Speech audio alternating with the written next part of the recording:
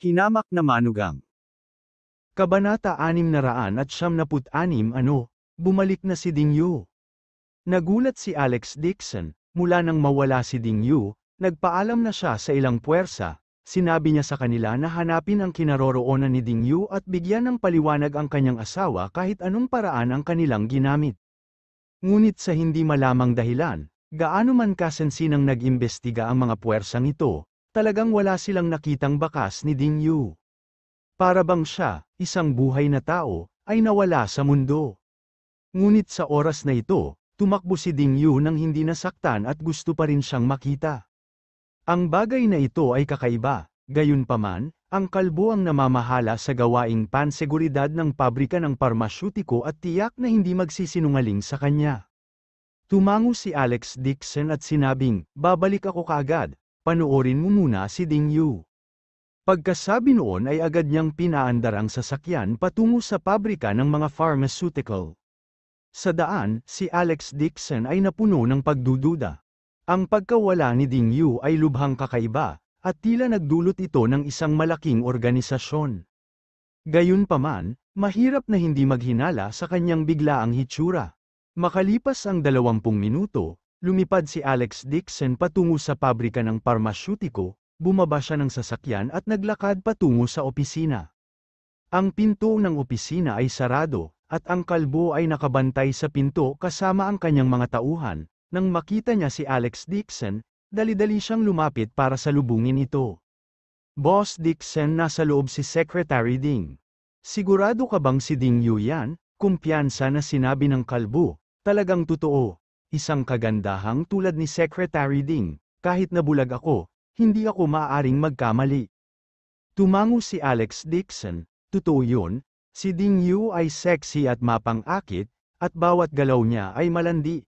Sa tuwing siya ay lumingon at ngumiti, siya ay magiging kaakit-akit at kaakit-akit, na nagpapaibig sa kanya ng mga lalaki, siya ay matatawag na modernong bersyon ng Sudoji, malamang na hindi makakalimutan ng isang lalaki ang pagtingin lamang sa kanya. Tumingala siya at nakita ang isang magandang figura na nakaupo sa harap ng opisina sa pamamagitan ng kalahating bukas na pinto ng opisina. Nakasuot ng itim na damit ang babaeng ito, naka-cross legs siya, bagamat likod lang niya ang nakikita niya, ang kanyang kurbadong likod lamang ay sapat na upang gawing ligaw ang imahinasyon ng isa. Ang kanyang balingkinitang baywang ay bumuo ng isang matalim na kaibahan sa kanyang nakakagulat na matambok na itaas na katawan. Ang hugis S na figure na ito ay isang bagay na si Ding Yu lang ang nagtataglay. Bilog-bilog ang nakabalot na itim na makitid na palda, dalawang mahaba at tuwid na jade legs ang nakasuot ng translucent black silk stockings, mahahaba sila at kaaya-aya sa mata, isang pares ng 11 pulgadang itim na mataas na takong ang kumikinang ng maliwanag. Ang ganitong uri ng propesyonal na kasuutan, kasama ang tila hindi umiiral na amoy ng rosas na pabango, ang karaniwang estilo ni Ding Yu. Nagkaroon ng walang katapusang halaga ng gilas sa kahigpitan. Si Alex Dixon ay hindi nakahanap ng anumang balita tungkol kay Ding Yu at hinuhulaan lamang kung may nangyari sa kanya. Ngayong nakita niyang ligtas at maayos siyang nakaupo roon, agad siyang nakahinga ng maluwag at itinulak ang pinto at pumasok.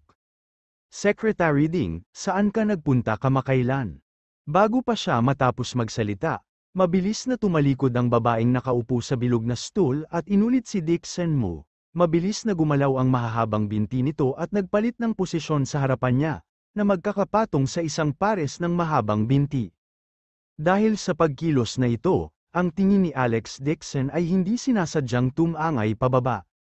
Bagamat mabilis ang mga galaw ni Ding Yu, sa ilalim ng kanyang tingin na 100 beses na mas matalas kaysa sa isang ordinaryong tao, malabo pa rin siyang nakakita ng isang bagay na hindi niya dapat makita. Hindi napigilan ni Alex Dixon ang paglunok ng kanyang lalamunan at agad na binawi ang kanyang tingin. Boss Dixon, mukhang maganda ba? Nag-cross arm si Ding Yu at malamig na nagtanong. Parang mas kahanga-hanga ang aksyon niyang pagyakap sa kanyang dibdib. Ngunit nang makita siya ni Alex Dixon sa unang pagkakataon, ang nakaka-relax na ekspresyon sa kanyang mukha ay nagyelo at siya ay umimik. Sino ka?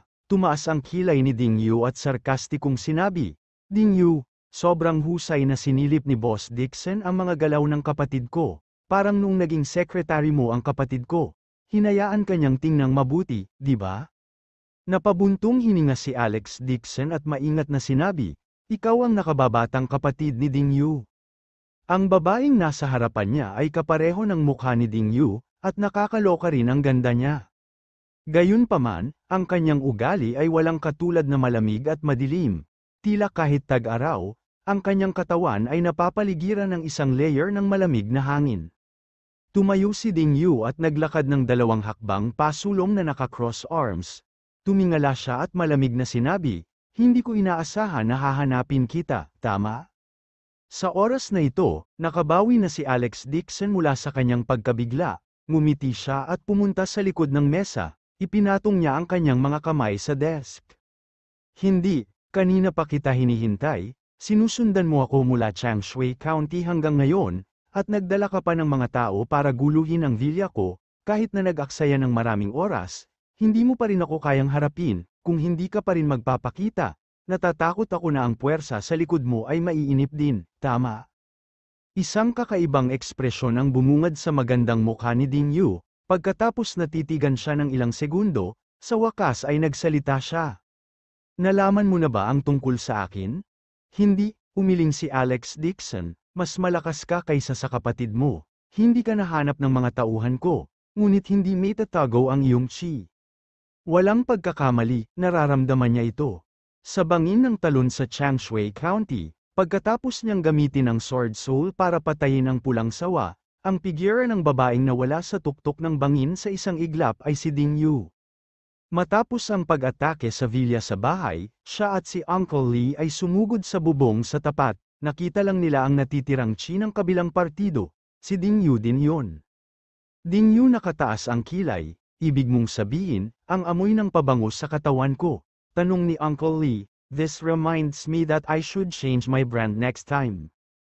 Tinitigan siya ni Alex Dixon at sinabi ang bawat salita, ito ang yin na enerhiya sa iyong katawan, mayroon kang 4 na haligi ng purong yin na katawan, at matagal ka nang nakikihalubilo sa mga bagay na yin, makamandag na insekto, at makamandag na uod, ang enerhiyang yin na ibinubuga mula sa iyong katawan, gaano man karaming pabango ang gamitin mo, hindi ito matatakpan.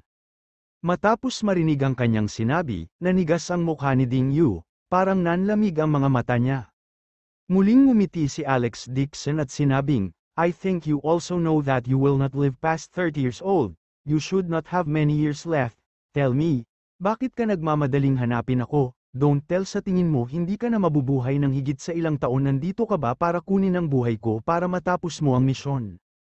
Natahimik si Ding Yu ng ilang segundo, bigla siyang ngumisi at mayabang na sinabing, Alex Dixon, no wonder na handang isakripisyo ng kapatid ko ang buhay niya para sa iyo, hindi lang pala marunong manligaw ng mga babae, pero napakatalino mo rin.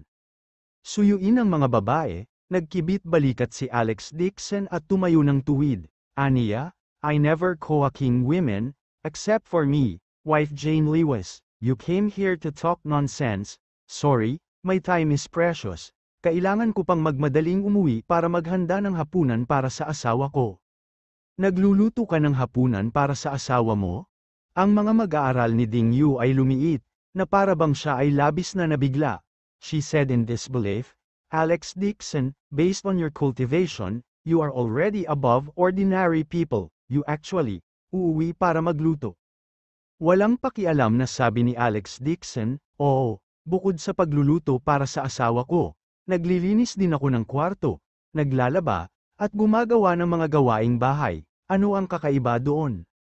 Ikaw, nabigla si Ding Yu kaya hindi na siya nakapagsalita ng matagal, maya-maya, ngumuso siya sa butas ng ilong niya at mahinang sinabing, okay, panalo ka, magpapakilala ako. Ako si Ding Qing, ang nakababatang kapatid ni Ding Yu. Dumating ako ngayon higit sa lahat para sa aking nakatatandang kapatid na babae. Noong wala ka sa Jinling, kumuha si Qiu Fei ng mga asasin para makitungo sa asawa mo. Inutusan niya ang kapatid ko na magtrabaho kasama ang mga tagalabas at hulihin ang asawa mo para banta ka. Pero maling gamot ang nainom ng kapatid ko. Hindi lang nailigtas niya ang asawa mo. Pinatay din niya ang mga mamamatay na yun ngayong nahuli na ng assassin organization ang kapatid ko. Sinabi sa akin ni Qiu Fei, hanggat papatayin kita, magiging maayos ang kapatid ko. Pagkatapos magsalita ni Ding Ching, itinaas niya ang kanyang ulo, ang kanyang magagandang mata ay napuno ng malamig na liwanag at nakamamatay na layunin. Kabanata 697 pinitik niya ang kanyang mga daliri. Biglang may kumaluskos sa opisina, 12 ng mga makamandag na ahas ang lumangoy palabas mula sa ilalim ng mesa, sa bookshelf, sa drawer, at pinalibutan si Alex Dixon sa gitna. Kalmado silang sinulyapan ni Alex Dixon, ngumuso siya at sinabing, sa tingin mo kaya mo akong takutin. Hindi ito banta, sana matulungan mo ako, sabi ni Ding Ching. Ikinumpas niya ang kanyang kamay at lahat ng ahas at insekto sa paligid niya ay gumapang palabas ng bintana, sa isang kisap mata, nawala silang lahat. Alex Dixon, ang mga ahas at insektong ito ay pinuprotektahan ko. Dapat mong malaman na ang sitwasyon ko ay hindi mas mahusay kaysa sa kapatid kong si Ding Yu, mamamatay din ako sa ilalim ng Q-Fei. Malumanay na sabi ni Alex Dixon, at pagkatapos, kami ng kapatid ko ay nasa gruesome ghost sect para lang may matutunan at maipaghiganti ang mga magulang ko, sabi ni Ding Ching, pinahit ang kamay at kumuha ng itim na bakal na token, sabi niya, ito lang ang naiwan ng mga magulang ko, gusto ko silang ipaghiganti. Bago siya matapos magsalita, sinilip ni Alex Dixon ang token mula sa gilid ng mata niya at kumunat ang noo. Ang token ay simple at walang palamuti, gawa ito sa ilang uri ng metal at may nakaukit na pattern ng ulo ng hayop. Sa ibaba nito ay isang linya ng maliliit na salita. Azure Sky Realm North Region Ding Clan. Tumayo si Alex Dixon at nagtanong sa malalim na boses, galing ka sa Azure Sky Realm? Azure Sky Realm? Nasaan ang Azure Sky Realm? Ano? Nagulat din si Ding Ching sa kanyang reaksyon. Tumingin siya sa token at umiling, hindi ko rin alam. Namatay ang mga magulang ko noong bata pa ako. Iniwan ko lang itong token. I have been searching for it all these years. Pero wala akong makitang clues. Kumunat ang noo ni Alex Dixon, parang galit na alon ang pagkabigla sa kanyang puso. Nakuha niya ang pamana ng Sword Soul ng Nine Profound Sect sa kuweba sa bangin, hiniling sa kanya ng kanyang amo na hanapin ang natitirang mga inapo ng Nine Profound Sect at pumunta sa Azure Sky Realm para maghiganti para sa kanyang amo.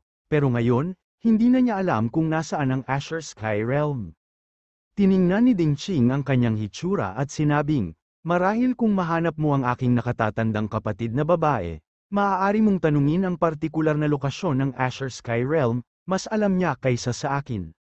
Nagtaas ng ulo si Alex Dixon, nasaan na ang ate mo?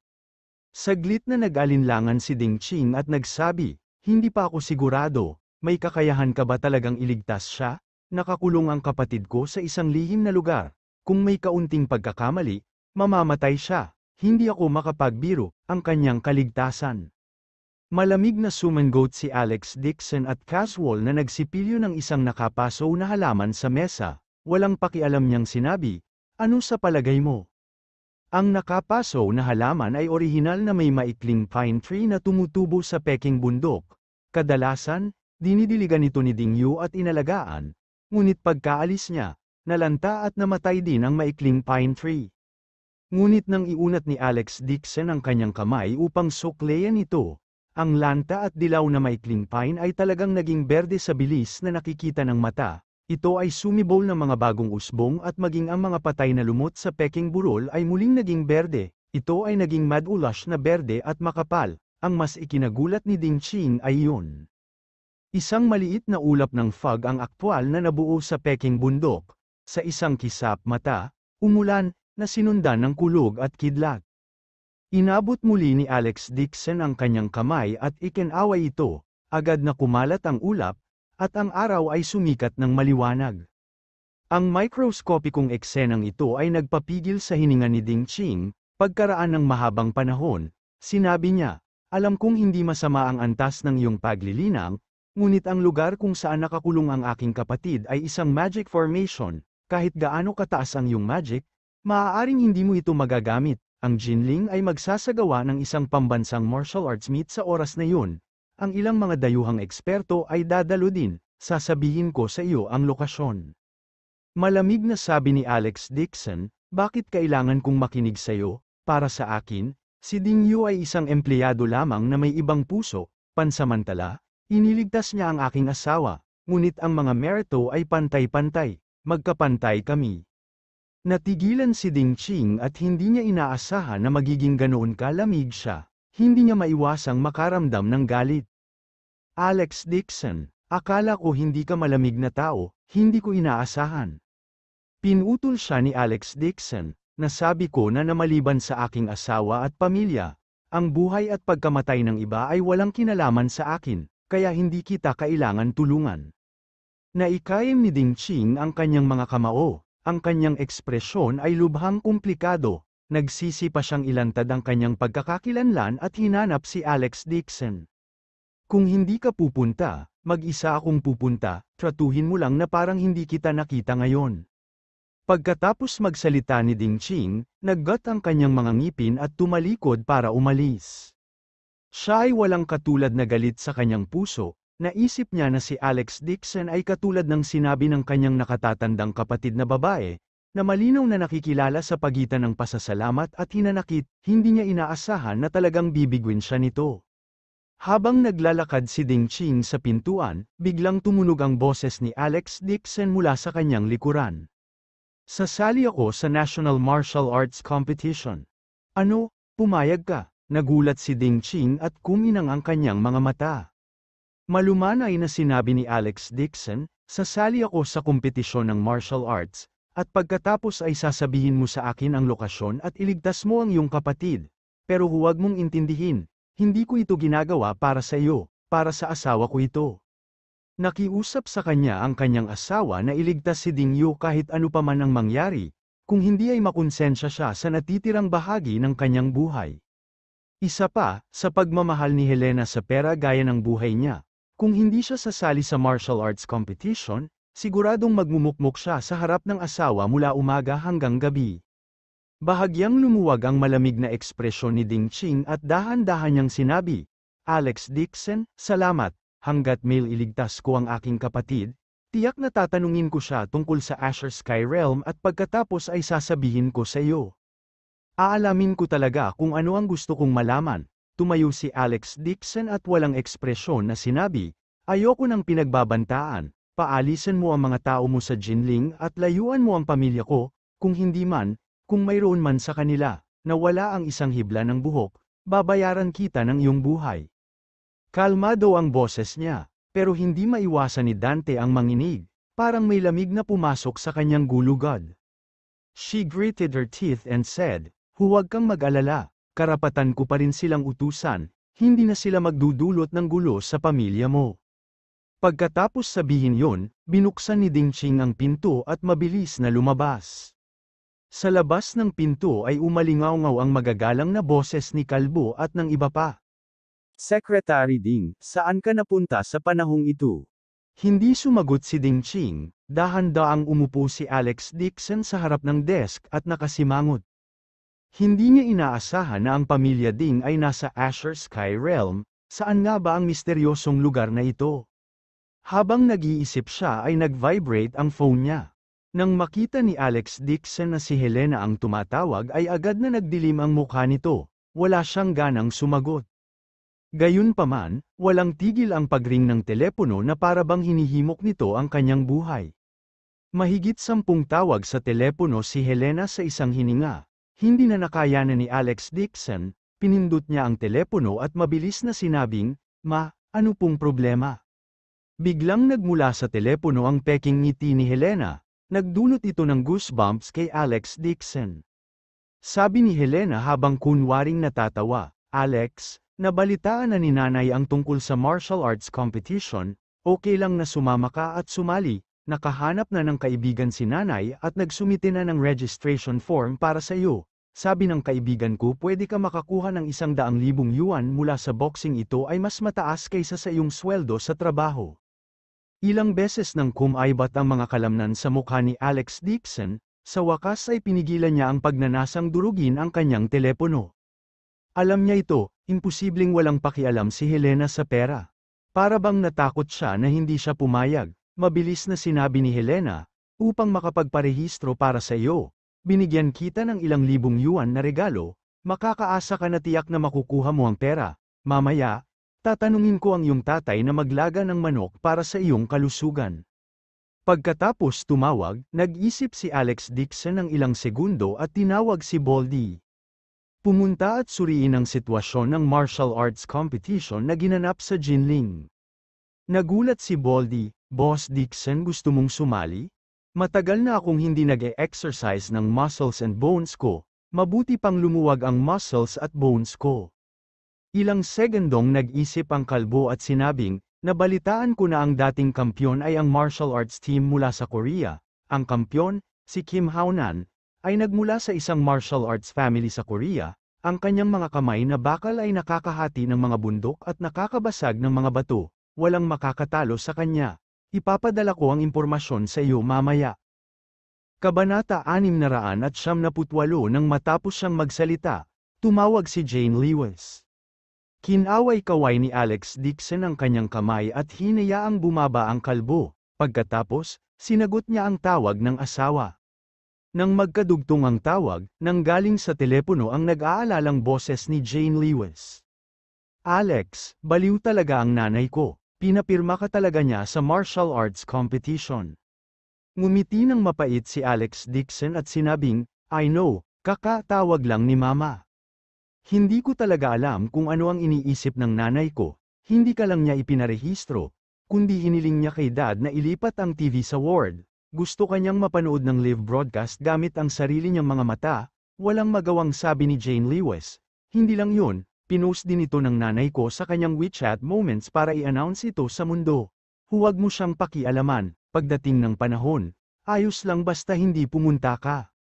Gusto pa rin siyang panuorin ni Helena ng livestream ng kompetisyon, hindi rin nakaimik si Alex Dixon. Sa ganitong paraan, hindi na siya makakagamit ng mahika at maaari na lamang makipaglaban ng may lakas. Wala siyang interes sa martial arts competition, lihim siyang pinapirma ng kanyang biyenan para sa premyong pera. Matigas na sinabi ni Jane Lewis, "Maraming eksperto mula sa iba't ibang panig ng mundo sa kompetisyon, masyadong mapanganib, huwag sumali, kukumbinsihin ko ang aking ina mamaya." I-convert si Helena. Tuwang-tuwa si Helena na nabali pa ang kanyang paa dahil sa pera. Paano niya mabitawan ang perang ito? Higit pa rito, hindi ito tulad ng pagpunta niya sa entablado, ang perang ito ay katumbas ng kanyang pagkuha nito ng libre. Siyempre, hindi inisip ni Alex Dixon na makukumbinsi ni Jane Lewis ang kanyang biyena na sumuko. Higit pa rito, na-i-post na ito ni Helena sa kanyang WeChat Moments. Ito ay isang tiyak na bagay. Gayunpaman, nangako rin siya kay Ding Ching na sasali siya sa martial arts competition kapalit ng impormasyon tungkol kay Ding Yu. Habang nag-uusap sila ay biglang pumasok ang isang security guard at nagpaalam sa kanila. "Boss Dixon, may bumisita." Tumingala si Alex Dixon at nagtanong, "Sino ito?" Sinabi niya na ang kanyang apelyido ay Chen, at siya ay apo ni Elder Shou mula sa Haicheng. Ang isa pa ay ang presidente ng Martial Arts Association, si Sun Changping. Sinabi niya na narito siya upang bisitahin ka. Kumunat ang noo ni Alex Dixon. Pumunta ang babaeng ito sa Jinling, papasukin mo sila. Sa sandaling matapos siyang magsalita, nakita niya si Chen Xiaojiao na nagmamadaling tumakbo. Sa likod niya ay dalawang nasa katanghaliang gulang na lalaki at isang binata na may buzz cut at malalakas na kalamnan. Binati ni Alex Dixon si Chen Xiaojiao at itinaas ang ulo para tingnan ng ilang tao sa likod niya. Mabilis na sinabi ni Chen Xiaojiao, "Elder brother Alex, hayaan mo akong ipakilala sa kanila. Iyon ay si Sun Changping, ang presidente ng Summer Night Civil Martial Arts Association, ang katabi niya ay ang Vice President, Wu Zuyang, at ang kanyang anak, si Wu Faang." Sa sandaling ito, isang nasa katanghaliang gulang na lalaki na nakasuot at leather na sapatos sa likod niya ay agad na nagtaas ng ulo, nagkusa siyang iabot ang kamay kay Alex Dixon at ngumiti, "Boss Dixon, hello, I heard about you from Xiaojiao, so I asked her to bring me to you. I didn't disturb your work, right?" Napakagalang ng kanyang ugali, ibinaba din ni Alex Dixon ang kanyang bantay at sinabing, "Ano ang gusto mo sa akin?" "Ito ay ganito." Saglit na nag-alinlangan si Sun Changping, pagkatapos ay pinunasan ang kanyang mga kamay at sinabing, "Sa totoo lang, bago ito, Narinig ko ang tungkol sa iyong mga gawa, Master Dixon, at tinuruan ko si James at ang pangkat ng martial arts ng isang magandang aral. Kapag ang balitang ito kumakalat, masaya din kami. Malumanay na sinabi ni Alex Dixon, that was their own fault. Talaga, bumantong hininga si Son Champing, ang grupong ito ng mga Amerikanong martial artist ay umasa sa kanilang malakas na pangangatawan para maliitin ang ating Civil Martial Arts Association, sa kabutihang palad, tinulungan sila ni Master Chen at tinuruan sila ng leksyon. Pagkatapos sabihin yon, itinaas niya ang kanyang ulo at sinisiyasat, Master Dixon, nandito ako sa pagkakataong ito para sa Jinling Martial Arts Exchange Competition. Ang iyong biyenan ay nag-sign up na para sa iyo. Ngunit may kakaiba sa kompetisyong ito.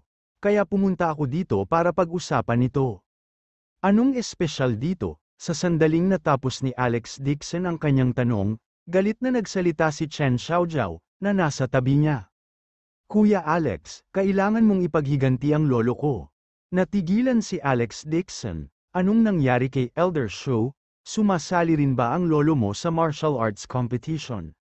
Nasugatan ang lolo ko ng grupo ng mga Korean warriors, sabi ni Chen Xiaojiao habang mahigpit na nakakuyom ang kanyang mga kamao. Para siyang nagngangalit sa galit, maging ang kanyang mga mata ay namumula. Nang makita ang kanyang emosyonal na kalagayan, nagmamadaling sinabi ni Son Changping, uminom ka muna ng tubig para makapagpahinga, hayaan akong magpaliwanag.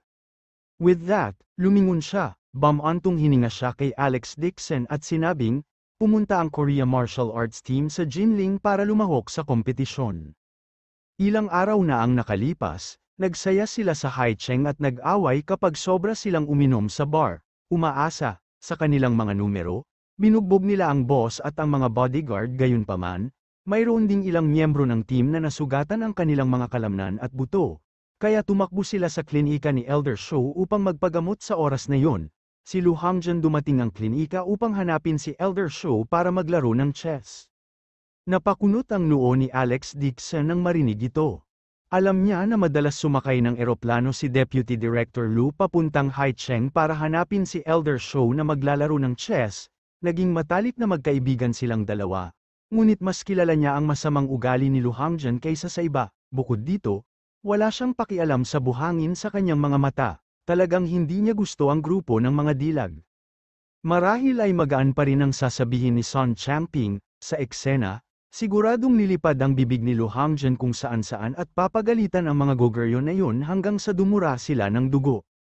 Sabi ni Alex Dixon sa malalim na boses, at pagkatapos, si Chen Xiaojiao ay sumugod sa gilid at sinabing, pagkatapos ang mga gogeryo na ito ay nagngangalit dahil sa kahihiyan at gustong saktan si Lolo Lu.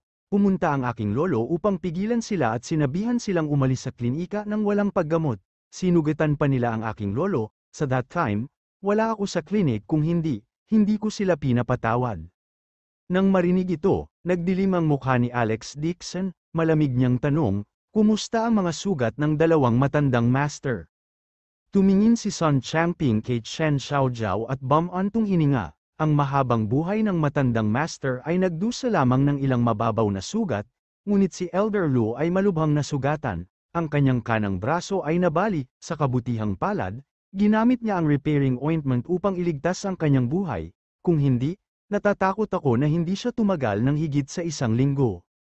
Muling sinabi ni Chen Xiaojiao, sumugod na si Meng Nooran para alagaan si Elder Lu, ngunit malakas ang mga suntok at sipa ng kalaban. Natakot si Elder Lu na malagay ka sa gulo kung alam mo, kaya binalaan niya ito na huwag sabihin sa iyo. Kaya nga, sa wakas ay naunawaan ni Alex Dixon kung bakit nag-aalala si Meng Nooran nang dumating siya sa ospital upang bisitahin si Helena. Tinanong niya ang dahilan, ngunit tumanggi itong sabihin sa kanya ang dahilan. Napangiti ng mapait si Son Changping, Master Dixon, ang lakas ng labanan nitong mga Korean warriors. Hindi talaga sila kayang talunin ng mga ordinaryong martial artists. Mula sa edad na 5 taong gulang, hinahangad na nila ang premyong pera ng World Martial Arts Competition, ginamit pa nila, gamot upang makontrol ang kanilang mga katawan sa mahabang panahon. Come to remind you, kung makikilala mo siya sa draw, mag-iingat ka, hindi naman big deal ang pagkatalo mo. Tanong ni Alex Dixon, si Kim Haonan ba ang pinag-uusapan mo mula sa Kim Clan?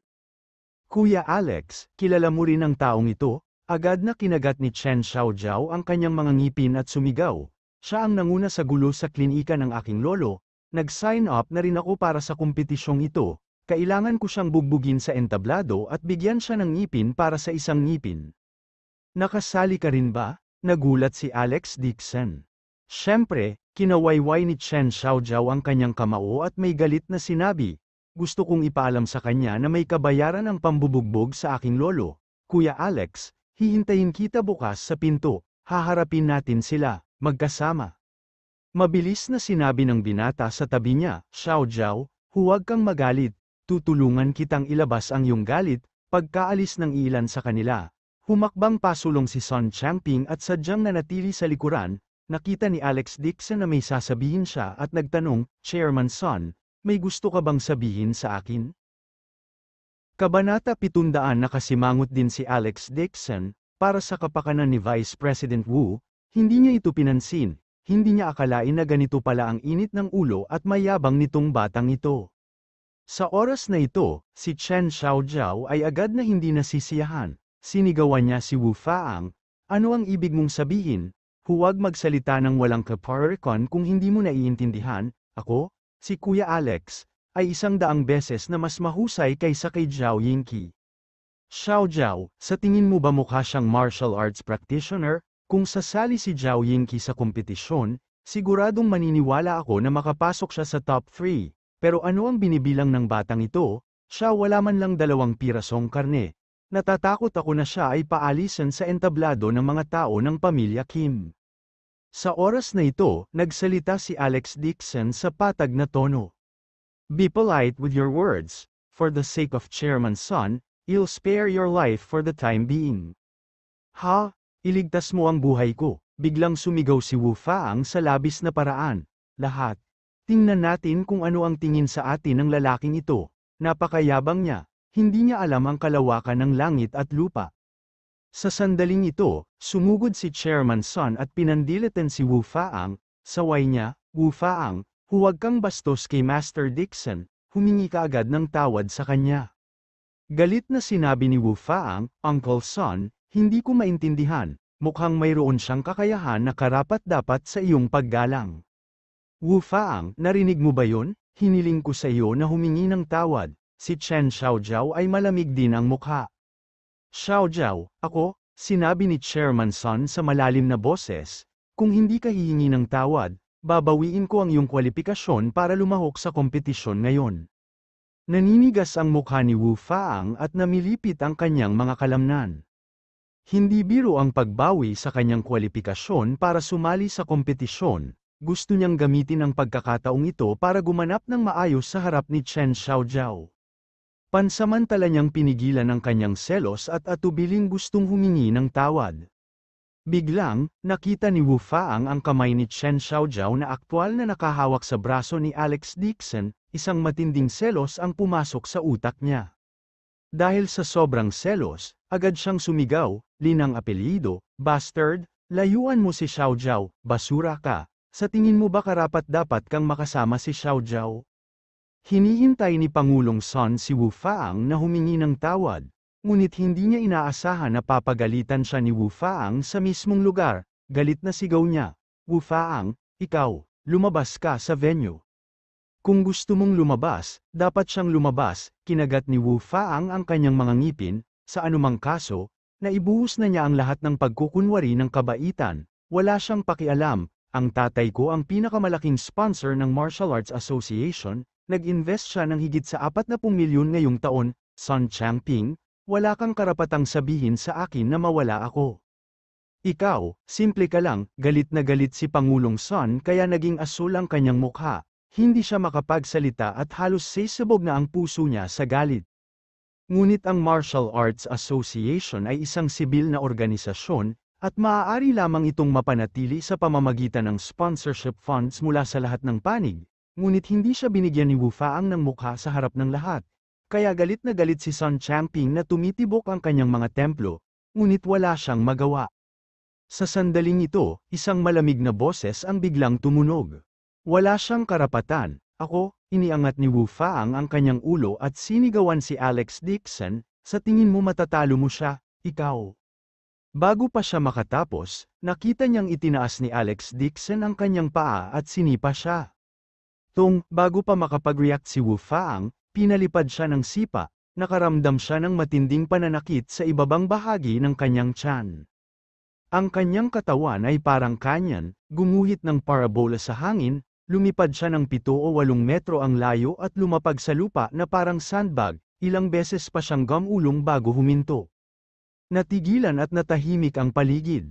Walang nag-aakala na si Alex Dixon, na kanina lang tahimik, ay talagang aatake ng ganoon, at sisipa pa nga ng walang awa. Masakit, ang buong katawan ni Wu Faang ay nasa matinding sakit, ang lahat ng buto sa kanyang katawan ay tila pinagsisipa, at pilit siyang tumayo mula sa lupa. Ang init ng ilong niya, inabot niya ang kanyang kamay at hinawakan ang isang piraso ng maduming dugo. Biglang uminit ang utak ni Wu Faang at galit na galit siyang umungol. Alex Dixon, how dare you hit me? Kilala mo ba kung sino ako? Itong basura, mukhang ayaw na niyang mabuhay. Kalmado ang ekspresyon ni Alex Dixon, at bakas sa mukha niya ang pagkainip, sinabi niya, kahit sino ka man o kung anong uri ng bagay ang pamilya mo, wala akong interes dito, dahil ang mga taong katulad mo ay basura sa paningin ko. Pagkasabi nun ay tumalikod na siya at umalis. Ang galit na dagandong ni Wu Faang ay nagmula sa likuran. Alex Dixon, maghintay ka lang, ngayon, papaluhod kita ng masunurin at humingi ng tawad sa akin. Malamig na sumangot si Alex Dixon at hindi man lang ibinaling ang ulo. Galit na galit si Chen Xiaojiao kaya tinapakan niya ang kanyang paa at pinagalitan si Wu Faang, magwala, bago siya hinabol. Nabalik sa katinoan si Sun Changping na nasa gilid at mabilis na naabutan, ngumiti siya ng mapait at sinabing, Master Dixon, kung gusto mong sisihin ng isang tao, sisihin mo ako. Hindi niya napigilan itong si Wu na maging bastos sa iyo. Gumagamot ang pamilya Wu, may kapangyarihan at impluwensya sila sa Yan Capital, at may mga business deals din sila sa 4 na malalaking pamilya. Hayaan mong magdulot ng problema si Wu Faang. It doesn't matter. Maliit na role lang, wala akong pakialam.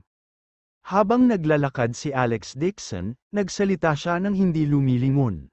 Hindi na niya kailangan pang kumilos laban sa isang maliit na pamilyang Wu sa Yan Capital, maaari lamang niyang tawagan si Wang Lixiu at ayusin ang usapin.